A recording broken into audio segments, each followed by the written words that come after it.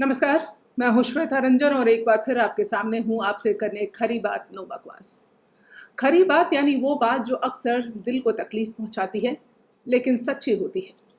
तो आज ऐसी ही एक सच्ची और खरी बात के साथ आपके सामने हूँ। तो सबसे पहले तो मैं आपसे पूछना चाहूँगी कि क्या आप ऐसी गलती कर चुके हैं? जी हाँ, आज मैं आपको बताऊँगी कि सोशल मीडिया जो है वो बहुत फ़ायदेमंद है। पिछले दिनों कई लोगों को उससे मदद भी मुहैया कराई गई, मदद का ज़रिया बना। लेकिन आपको सतर्क रहने की ज़रूरत है।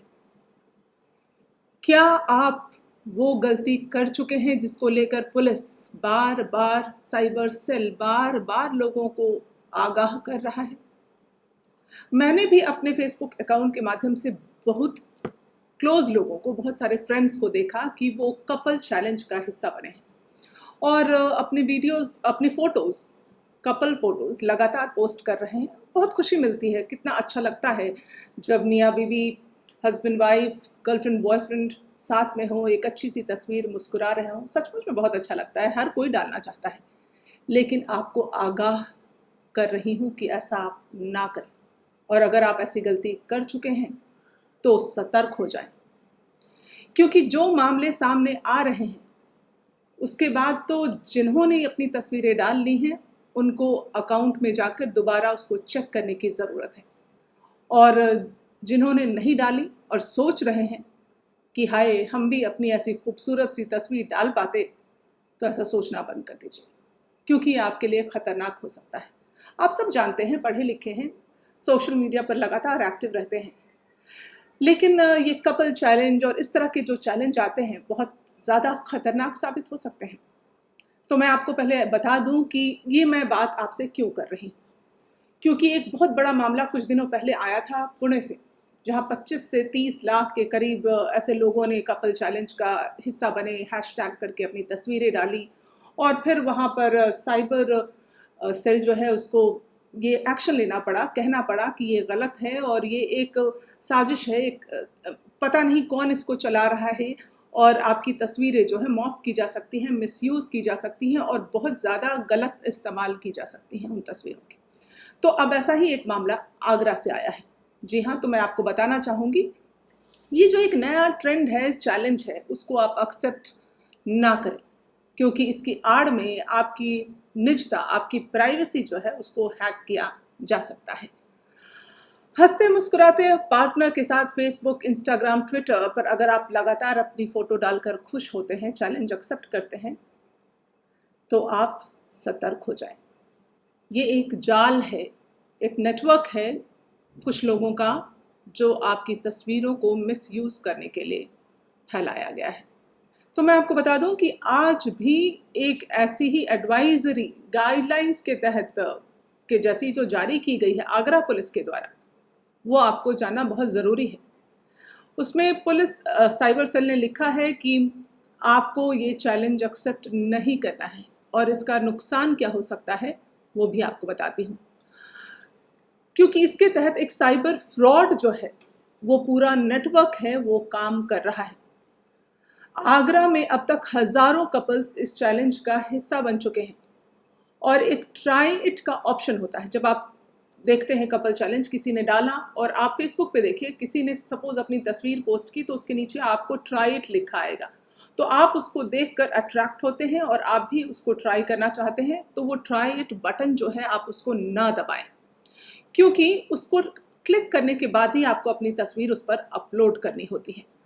और जानकारी के मुताबिक जो बात पता चली है, कपल्स अपने बच्चों की भी तस्वीरें उसमें डाल रहे हैं लगातार। तो इस पोस्ट के काफ़ी लोग जो शेयर करते हैं अपनी तस्वीरों को, वो प्रामाणिक नहीं है कि इसको कौन चला रहा है। ये तो इस पर अभी कोई जानकारी नहीं हासिल है और ऐसा कई कंप्लेन आए हैं कि हो सकता है कि उनकी तस्वीर गलत यूज़ की गई हो। तो क्या खतरे हैं, वो आपको मैं समझाती हूँ। साइबर फ्रॉड अपलोड की गई फ़ोटो को एडिट कर सकता है। जैसा आपने सपोज़ अपने लाइफ़ पार्टनर के साथ, अपने बॉयफ्रेंड के साथ, अपने स्पाउस के साथ कोई फ़ोटो डाली, तो उसको उस फ़ोटो को एडिट किया जा सकता है। साइबर फ्रॉड बदनाम करने के लिए, सपोज आप, ना ही साइबर फ्रॉड, अगर आपकी किसी से रंजिश है, अगर आपने उस तस्वीर को पोस्ट किया तो उस तस्वीर को वो एडिट कर सकते हैं और आपको बदनाम कर सकते हैं, या फिर वो आपसे कोई पुरानी रंजिश का बदला ले सकते हैं।